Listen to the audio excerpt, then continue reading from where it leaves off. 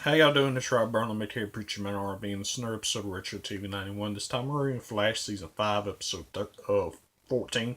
What happens on this week's episode is Barry has to go on the Speed Force to make the Metahuman Core cure be able to be used on Cicada. So he's gone this whole episode, and XS has to protect Team Flash for 60 minutes.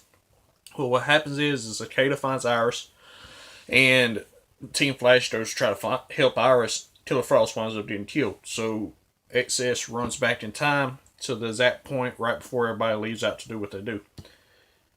The second time, I think Ralph gets killed.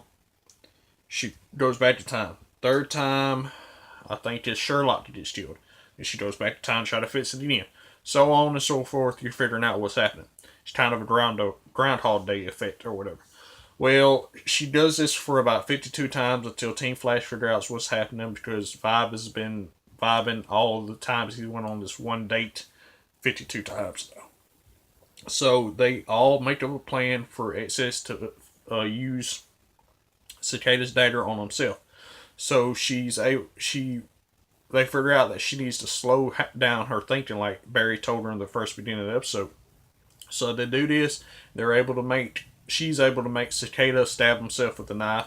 Cicada flies off, and that's the end of it. Well, after this, Barry comes back, has the metahuman cure ready, and Cisco goes on this date and fixes his date and gets a second date with this girl. And that's all that really happened on this week's episode. My question for y'all is, now that XS has learned how to control time a little bit better, what's going to happen with that? As always, Preacher Man R&B signing out. Guys, Judy's awesome. This has been another episode of Retro TV 91. See you next time.